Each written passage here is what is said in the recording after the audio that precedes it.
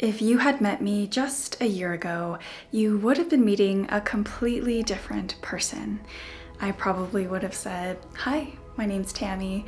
I'm a clay artist." And that's because for years, clay was my entire life. Starting from when I was 19 and all throughout my early 20s, I was a workhorse. I sculpted and worked on my small business for at least 10 hours a day. My self-worth was tied to how many pieces I could make, how long I could sculpt for, and how much I could sell. And honestly, that life was fulfilling to me. I was making art for a living. I was comforting others through the things that I made. Like, what more could I ask for? But while some artists are able to find balance, to travel, connect, and explore the world in ways that enrich their work, that was not me. What I understand now is all throughout my adolescence, I had immense pressure and this inner mission in me to support my family. That scarcity, that became my fuel. Scarcity can be an incredible motivator. It pushes you to work harder than you ever thought possible, but it's also not sustainable. Because while I was comforting others through my work, I was burning out. I could feel myself disappearing. Art is about connection. It's about being human, and I was too tired to feel human anymore. So in order to protect my relationship with my art and to stay authentic to myself, I decided to pivot. It's now been over 8 months since I last sold any of my handmade work, and this chapter of slowing down has taught me so much about myself, about people, about creativity, and what happens when your business isn't based entirely on your own hands. Before we get into it, I want to quickly thank the sponsor of this video, which is Milanote. I've used Milanote for years to plan all of my shop updates. It's the one thing that's really helped me stay grounded and organized throughout this whole transition in my creative career. One of my biggest projects so far this year was actually making a coloring book with my best friend, and we used Milanote to plan this whole book out, and we're using it now to plan our fall winter edition as well. So let's head to the computer real quick so I can show you why Milanote is so great. All right, so welcome to the Uncomfy Coloring Book Milanote. As you can see, we've been using this since last November for volume 1, and now we're working on volume 2, which is for fall and winter, which I'm so excited for. This is basically our shared space for this project. I love that we can have little to-do lists for both of us. So like these are all the tasks for volume 1. This is basically our home base, like between me and Ali. I love how we can both have little to-do lists. Like here it says Tammy make digital downloads. I did that. I already ordered the thank you cards. Ali already worked on the 2 thumbnails for revisions, so that is good. As you can see, we also like to leave each other little doodles and just little pieces of encouragement. But the real bread and butter is how we can share feedback with each other. This is a sub board. We have like 1,000 sub boards here, one for page ideas, thumbnails, refined digitals, and so on. So I'll show you guys the thumbnail. Here we have our little mood board just for ideas, like the vibe that we wanted our book to be. There's a lot going on here, but I love it. You know, I circle, I dash, I write things out, I comment on things. A huge part of any creative project is record keeping and documenting all of your work. I love that here in this board, you know, from the thumbnails all the way to the refined digitals, we can keep track of how this book has progressed from sketch to finished product. You can even also link from different websites. So right here I have our Google Sheets doc for all of our royalties and revenue. We have our agreement, like the contract that we signed. We have everything in this Milanote for easy access. They have a super great mobile app as well, so this is perfect for me whenever I'm on the go and Ali needs feedback. I can go into the Milanote, view her sketches, and comment right away. And let's say I wanted to make a new book. I love how I can just make a new board super easily and choose from any of their templates. I personally love their project plan template, but they have character profiles and weekly planners and so many more. And if you're wondering how you can share a board with someone, you can go here to the share button and then invite editors via email. And that's exactly how I shared this board with Ali. I've even used this function to share mood boards with other clients and contractors that I'm working with. Whether I'm mapping out a product launch or dreaming up of a new big idea, Milanote has become the perfect home for all of my creative projects because it's flexible, visual, and made for the way artists think. So if you're looking for a tool that can help you bring your ideas to life and even collaborate with others, I genuinely can't recommend Milanote enough. You can try Milanote for free with no time limit using the link in my description.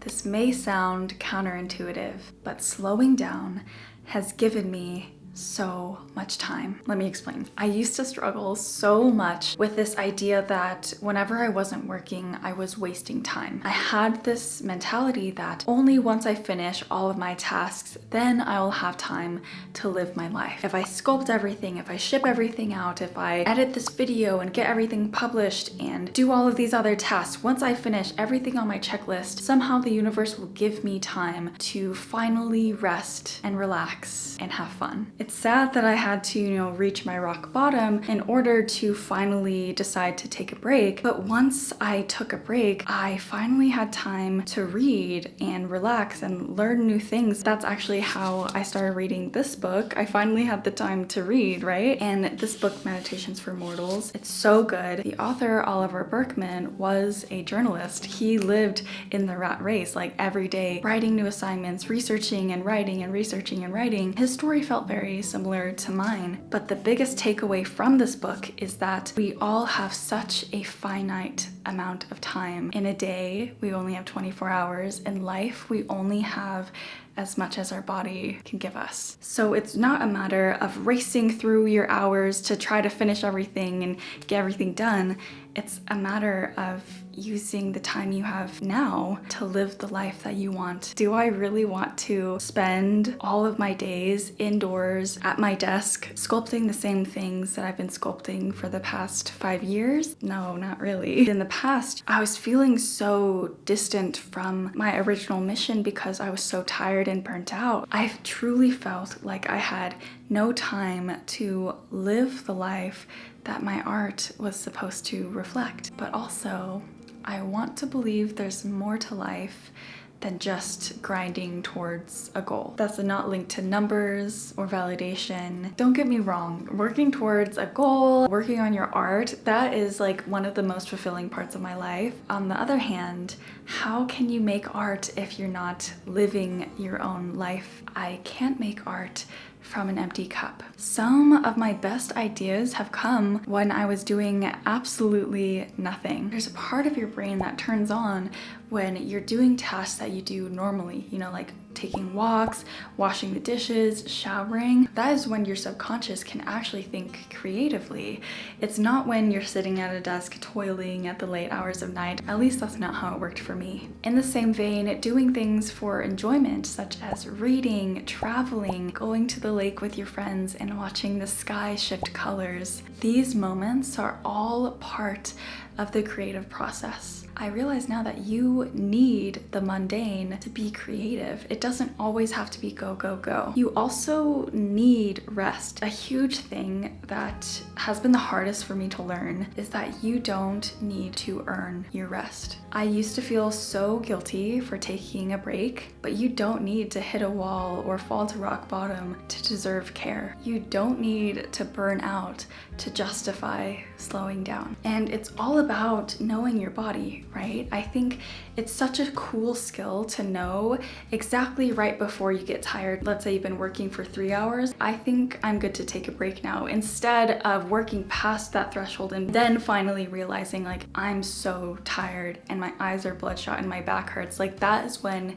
you've gone too far. I'm also a huge proponent of working when your body desires to. I'm friends with so many different types of creatives, and a lot of them have extreme amounts of energy so they can film all night and then they'll rest the next day. Or I know some people that need to have a structured, 3-hour time block, have their lunch break, go on a walk and do all of these things. I'm sort of more of that kind of person. I really can't work for prolonged amounts of time anymore. There's this line in this book that I love about productivity and rest, It says this: if you're a knowledge worker, that is, if you spend your days doing things with computers and words and ideas, as opposed to, say, building houses out of bricks, then you'll make the most progress and cover the most ground if you limit yourself to about 3 or 4 hours of intense mental focus each day. This is from this book. It's amazing. It's changed my whole perspective about productivity and time. Basically validated to me that I don't have to work for 10 hours a day to be productive. I actually can work for 3 to 4 hours a day and still get the same amount of stuff done, and the more I rest, the more energized I'll be, and so on. Like, we hear the same story over and over again, but I don't know why it wasn't clocking to me until this year. If I have such a limited time on this earth and I can't really change that, then really what I can change is my perspective of time. I think I saw this or read this somewhere. The things that you're doing, your perspective on life, it changes the way we experience time. I think of when I was a kid and the summers felt so long and I just spent all day just playing outside with my friends, and time moved so slowly and time was warm. You know, the days where you're doing nothing, it feels like time moves slowly, whereas the days where you cram 10,000 things to do, time seems to move really fast. So for me, the past couple of years have just gone by in a blur, and I want to be more present in my life and regain this time that I have by slowing down. And how this relates to my own art practice is that once you slow down, you can notice things. You can notice how pretty the sky is, how pretty the flowers are. I remember I went on a hike with one of my friends and she kept stopping like every 5 minutes to admire the succulents on the mountainside, and I was just looking at her and I was like, wow, I remember when I was so whimsical like that, and I missed that version of me, the version of me who used to take pictures of the pink sunsets and the stars and the moon. I missed that version of me dearly. It had been years since I've been like that. So when you slow down and notice the environment, notice the beauty in life, and notice your feelings and your thoughts and yourself, that is what makes good art. I recently started writing so much more because I felt like throughout these years of just working and working and working, I really lost myself. I didn't really know who I am anymore. And that's such a weird thing to say because I'm 24 years old. How do I not know myself? How do I not know what I like? When I was in the throes of my polymer clay business, if someone were to ask me what's my favorite color, I would almost nearly not know how to answer. So at the same time of making art and posting things online, I'm still trying to get to know myself, and I'm really excited about that. In the same way that journaling helps me reflect on myself, my personality, what I like and don't like, having the time to journal has also made me reflect on the things that I want in the future, or the things that I align with or don't align with anymore. Just simply having the time to think and reflect can make such a big difference. Because thinking about my own career, you know, when you're writing on so much momentum combined with lack of sleep and a lot of stress, you can't really think about the future. You physically don't have the mental space. If you're stressed for a prolonged period of time, you are stuck in the now forever. Like, I could not even fathom of thinking of the next couple years of my life. And when it comes to art, I think it is important to think about what kind of core values do you want your art to portray. Basically, what that made me was a yes girl. I was saying yes to every single opportunity that came to me, even if it didn't necessarily make any sense. I realize now how important it is to be discerning, especially in an art career. What do you want to be known for? What kind of things do you want to make? And more importantly, do you have the capability to do all of these things at the level of quality that you'd be happy with? For example, do you want to run an online shop? Do you want to do in-person art markets? Do you want to do YouTube, Instagram, everything? Over the last couple of years, I just found myself being spread way too thin. And I personally feel it negatively impacted the quality of my art. So now I am a yes and a no girl. I think I say no to more things than I say yes now because I value my time so much more now. I value my health, I value my relationships, my friendships, my peace. Being more intentional for sure has made me a better artist.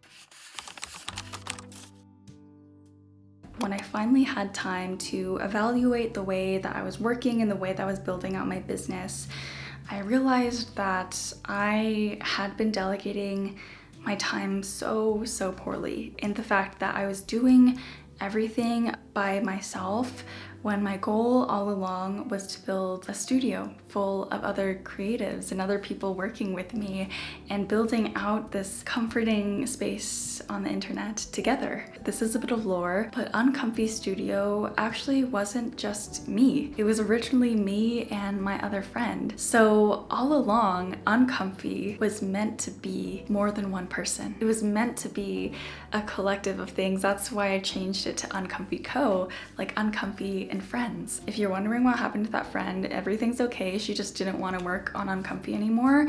So for the past 4 years, I've been doing it by myself. It's just mind-boggling to me how long I spent doing everything by myself. Ideating, sculpting, glazing, shipping, packing, and that was just on the handmade end. I was producing all my video ideas, editing, posting, everything by myself, and that really wasn't what Uncomfy was meant to be. It was always meant to be bigger than me. So when I took a break from polymer clay back in November, that was the exact date that I was able to start this coloring book with my best friend.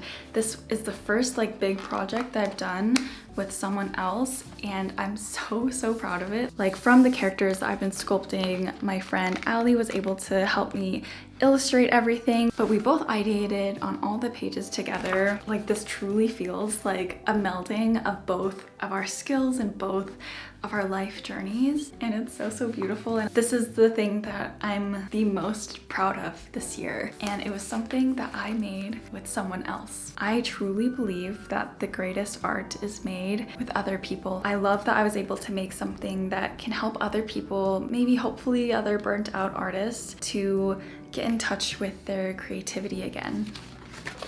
Look how cute this is. So from this coloring book experience, that really encouraged me to continue seeking community and commit myself to making more art friends. It's sad to say, but for the past 5 years, I really just wasn't interested in making new friends. I was really focused on working myself, filming myself. I really just didn't think it was worth the time to be involved in my art community. So many things have happened this year. So many beautiful people I've met made me realize that like community is what it's all about. Art is all about people. These connections we have with these other humans, like that is what makes art so special. I can't believe I didn't realize it sooner, and I'm so grateful that I know that now. Having people in your life will make all the difference. Not only will it make your art better, but they can help you grow your art. They can help you even grow your business so that you guys collectively can grow faster and farther than if you just did everything by yourself. But the one caveat of community is that you have to slow down. You have to take time out of your calendar to attend community events and be involved. To me, I just didn't want to do that in the past because I thought it would slow me down. And it does, but it also makes you grow, and it's way less lonely. It also makes your life a million times better. There's something so beautiful about being able to nurture someone else's creative journey through involving them in your own. Like, yes, it's fulfilling and validating to be able to say, I did all of this myself. I think now I find it so much more fulfilling to be able to say I helped with her freelancing journey or even her tattooing journey. Allie said to me that she also feels very happy that she's able to make something that truly aligns with her. I also very recently started working with an editor now, so you may notice that the quality of my videos has gotten better. It's because of her. Now Uncomfy isn't just me. Uncomfy is Allie, Uncomfy is Kat, my editor, and we're all working collectively to make the world a bit of a more comforting place, to make cozy art and to inspire other creatives just like us.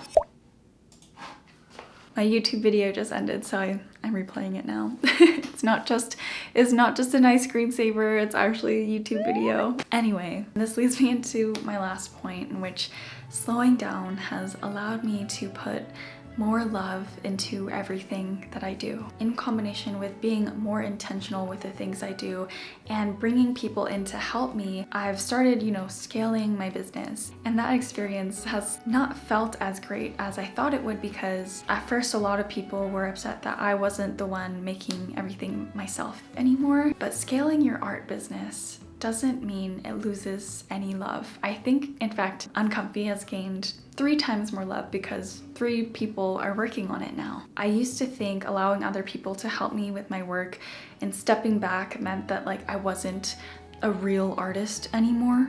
But finding ways to scale has actually made me way more creative and free than ever before.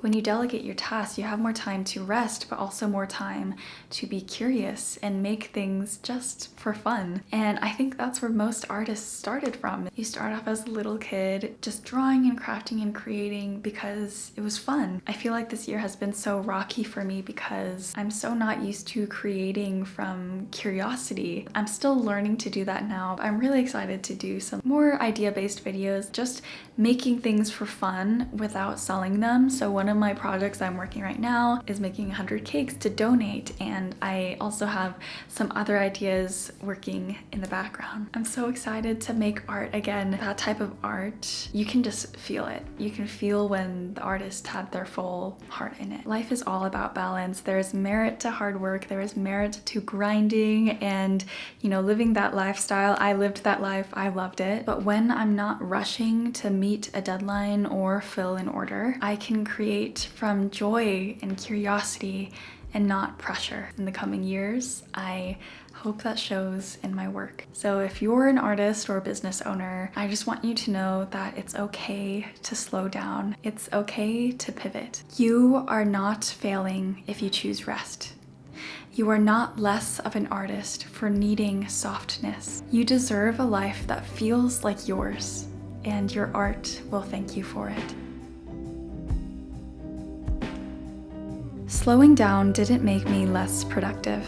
It made me more intentional, more connected, more me. Thanks for being here, and I'll see you soon.